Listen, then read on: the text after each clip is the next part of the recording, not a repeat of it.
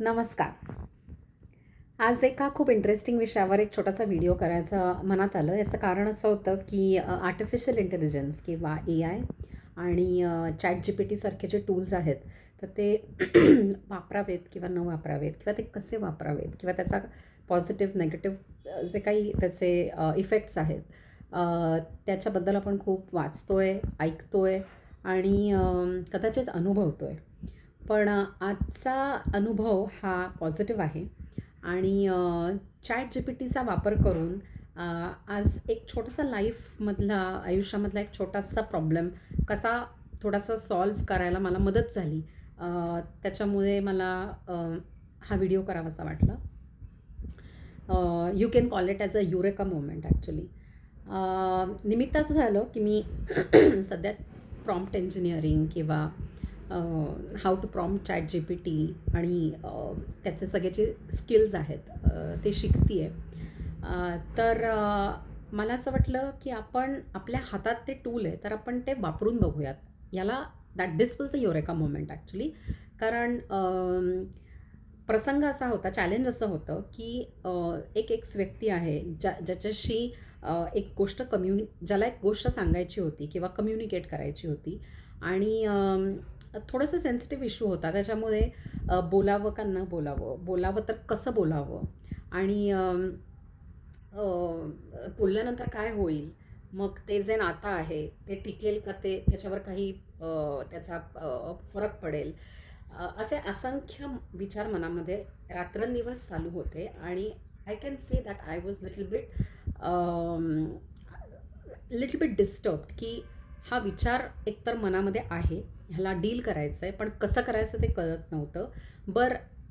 काय म्हणतात त्याला, मनामध्ये खूप आंदोलनं चालली होती की जाऊ दे, ह्याचा विचारच नको करायला, let it go, it's okay. I mean, ती एक छोटी गोष्ट आहे, एवढी महत्त्वाची नाही आहे, पण काही करून असा एखादा काटा रुतल्यावर आपल्याला कसा त्रास होतो, तसं ती जी भावना होती की ही गोष्ट मला कुठेतरी खटकती आहे आणि मला ती त्या एक्स व्यक्तीबरोबर कम्युनिकेट करायची, शेअर करायची आहे की ते समथिंग रॉंग. तर नेहमी आपण एक मनामध्ये आपल्या एक नॅचरल इन्स्टिंक्ट असतं की आपण let's avoid trouble, let's avoid conflict. पण त्याच्यामुळे आपलं काय होतं की आपण बऱ्याच वेळेला ती आपली त्यावेळेची जी इमोशन असते ती थोडीशी या कॉन्फ्लिक्ट नकोच या विचारांनी ना आपली भावना किंवा आपल्या अशा असंख्य भावना या अनॲड्रेस्ड राहतात आणि मग त्याचं पुढे जाऊन कुठेतरी मनामध्ये साचत जातं आणि मग आपल्याला कधीतरी ते बाहेर येतं. तर मला असं वाटलं की या वेळेला आपल्याला विन विन सिच्युएशन शोधायची आहे की मला हे मनात तर नाही ठेवायचं आहे. मला यावेळेला शिकायचं आहे की माझ्या मनात आत्ता जे चालू आहे ते मला शिकायचं आहे की त्याचं मी काय करू. ह्यालाच कदाचित भावनिक व्यवस्थापन किंवा भावनांचं व्यवस्थापन म्हणत असावेत. सो मी ChatGPT उघडलं आणि मी जे प्रॉम्प्ट इंजिनिअरिंग आणि त्याच्यासाठी लागणारे जे टूल्स आहेत वेगवेगळे to generate a very detailed and context based prompt तसा तयार केला. आणि मी बऱ्यापैकी थोडा एक वेळ घेतला त्याच्याबद्दल, तो प्रॉम्प्ट तयार करण्यासाठी की मला जे जे माझ्या त्या चॅलेंजबद्दल एक्स बरोबरच्या की मला त्या एक्स व्यक्तीला जे कम्युनिकेट करायचं होतं ते मी का करू शकत नव्हते किंवा मला काय वाटत होतं, व्हॉट इज द प्रॉब्लेम, ह्याचा मी एक डिटेल्ड प्रॉम्प्ट तयार केला आणि मी तो ChatGPTला पाठवला. मी आधीच ठरवलेलं होतं की दिस इज अ ट्रायल. त्याच्यामुळे मी फार अपेक्षा ठेवली नव्हती आणि माझी सतसत विवेकबुद्धी पूर्ण जागृत होती की हे एक टूल आहे, इट्स अ आर्टिफिशियल इंटेलिजन्स. त्याच्यामुळे त्यातनं येणारं उत्तर हे मला पडताळून बघायचं आहे आणि ते जर का व्हॅलिड असेल, ते जर का योग्य असेल माझ्या बुद्धीला, तरच मी ते वापरणार आहे. त्यामुळे आय वॉज क्लिअर.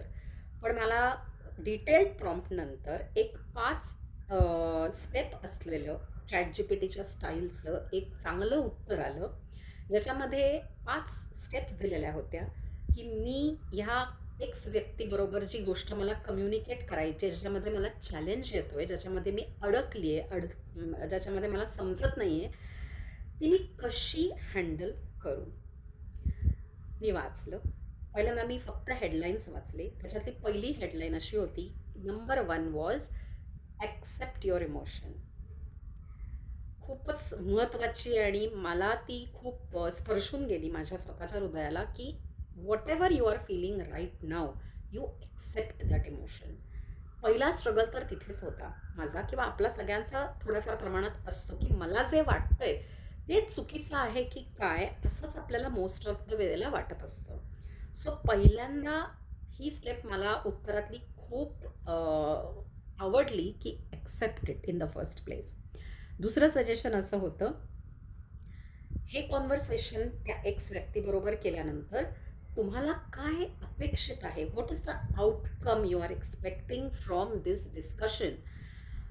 पुन्हा एकदा खूप पॉइंटेड प्रश्न आहे, की माझ्या मनात विचार चालू आहेत, की ही व्यक्ती आहे, मग ती असं म्हणाली, ती तसं म्हणाली, मला काहीतरी बोलायचं आहे, मग मी बोलल्यानंतर काय होणार आहे, मग कसं होणार आहे, काय मग पुढच्या मीटिंगमध्ये काय, असंख्य निरर्थक विचारचक्र मनात रात्रंदिवस चालू असल्याने मला चांगलं वाटत नव्हतं. पण मला दुसऱ्या पॉईंटनी पेन घेऊन कागदावर लिहायला भाग पाडलं, what is it that I am expecting from this conversation.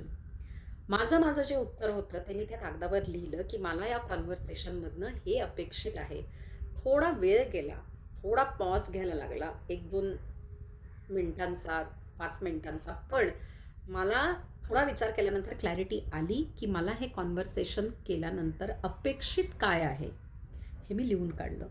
तिसरी स्टेप अशी होती त्या उत्तरामध्ये, की तुम्ही काय पद्धतीने हे कम्युनिकेशन करू शकाल, कुठले शब्द वापरू शकाल, काय टोन वापरू शकाल, की जेणेकरून हे रिलेशन खराब तर होणार नाही, पण पॉईंट तर तुमचा कम्युनिकेट होईल आणि तुम्हाला पण एक चांगलं वाटेल, की आय कुड कम्युनिकेट.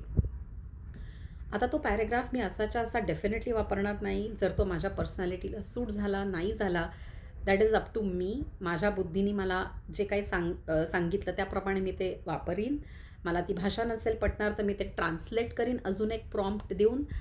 असे वेगवेगळे ऑप्शन्स मी वापरू शकते. पण त्या कॉन्टेंटमध्ये मला पॉईंट्स मिळाले, की मी हे पॉईंट्स वापरू शकते. त्यातले काही पॉईंट्स डेफिनेटली महत्त्वाचे होते. ऑफकोर्स ते मी रिवर्डिंग करून वापरणार आहे, पण that was a very good outline of the conversation, the words that I can use and the tone that I can use.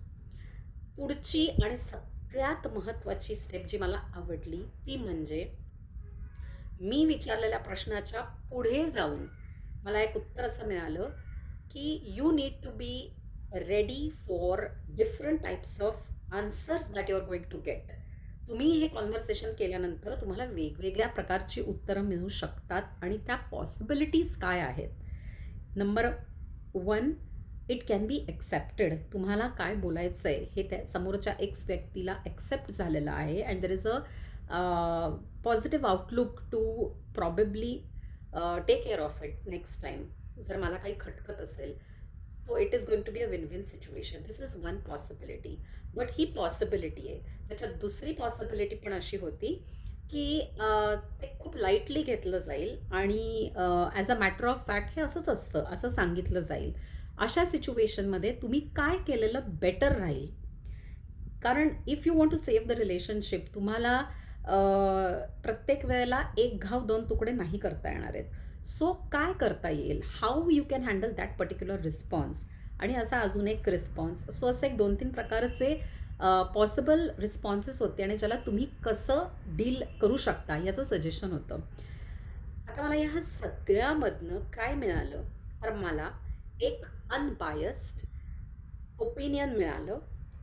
जे मला ओळखत नाहीत, जे मला माझ्या अजून 4 ओळखीच्या लोकांना किंवा त्या एक्स व्यक्तीला ओळखत नाहीत, किंवा it's not a human being की जी मला जज करू शकेल. पण तरीसुद्धा मला माझ्या एका छोट्याशा आयुष्यातल्या एका प्रॉब्लेमसाठी, एका चॅलेंजसाठी एक सिस्टमॅटिक आणि डिटेल्ड गायडन्स मिळाला.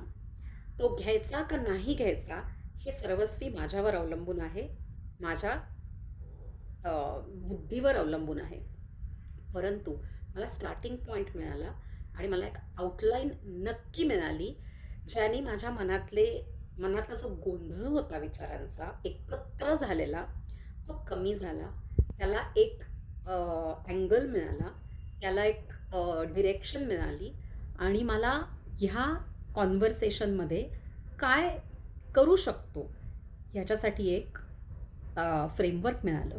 सो म्हणून मला ChatGPT चा आज खूप चांगला अनुभव आला. त्यामुळे हे टूल आपण वेगवेगळ्या आपल्या प्रश्नांसाठी आणि आयुष्यातल्या चॅलेंजेससाठी नक्की वापरू शकतो. फक्त इथे कुठेही ChatGPT प्रमोट करण्याचा हेतू नाही. सरसकटपणे सगळ्या प्रश्नांना ते वापरलंच पाहिजे असा अट्टहास नाही. ह्या व्हिडिओमधनं एवढंच सांगायचं आहे की कधीतरी अडखळलेलो असताना कोणाशी बोलण्याची इच्छा नसताना आणि छोटासाच प्रॉब्लेम आहे जिथे एखाद्या काउन्सिलरला भेटायचीही गरज नाही आहे, अशा वेळेला हे टूल डेफिनेटली हेल्पफुल होऊ शकतं.